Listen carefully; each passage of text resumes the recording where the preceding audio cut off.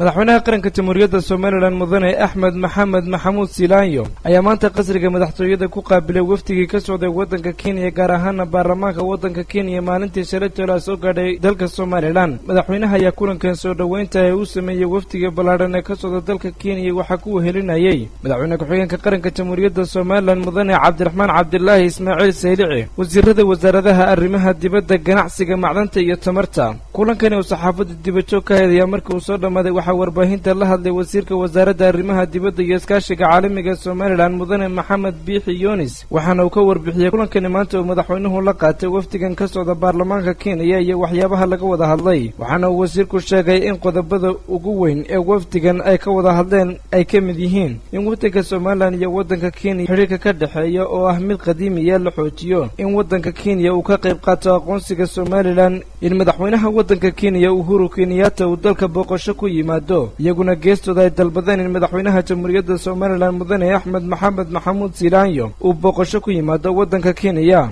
wasiirka wasaaradda arrimaha dibadda iyo iskaashiga caalamiga jamhuuriyadda Soomaaliland mudane Maxamed Biixi Yunis oo arrimahan ka hadlayna waxa uu yidhi Soomaaliland madaxweynaha iyo dawladda Soomaaliland iyo shacbiga Soomaaliland aad iyo aad ugu soo dhaweeyeen walaaladoodan maanta lagu soo booqday waddankeena.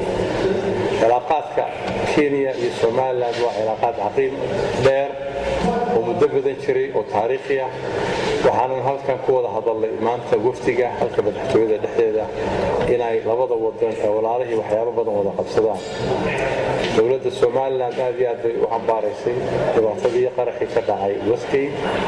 aad iyo aadna waxaan u taageeraynaa oo nusaag taageeraynaa madaxweynaha Uhuru iyo xaqdarrada ay ICC-du wado. waxyaabaha badan aan ka wada hadalnay waxaa ka mid ah ictiraafkii Soomaaliland oo ah mid aad iyo aad degdeg u ah. waxaanu rabno dawladda Kenya iyo dawladaha jaarkii inay si degdeg ah dawladda Soomaaliland hawsheeda ay u galaan. dadka reer Kenya iyo shacbiga Soomaaliland waa laba shacbi oo walaalo ah. markaa maanta waxyaabo badan oo aan wada qabsan doono aan ka wada hadalnay xagga la dagaalanka argagixisada, xagga bilcadbadeedka, xagga dhaqaalaha, xagga tacliinta iyo iskaashi fara badan oo doonayno labada wadan inaan u sameeyno. madaxweynuhu wuxuu martiqaad u fidiyay madaxweynaha Kenya iyo Soomaaliland yimaado. ayana waxayna yiraahdeen waxaan doonaynaa inuu madaxweynuhu Kenya yimaado.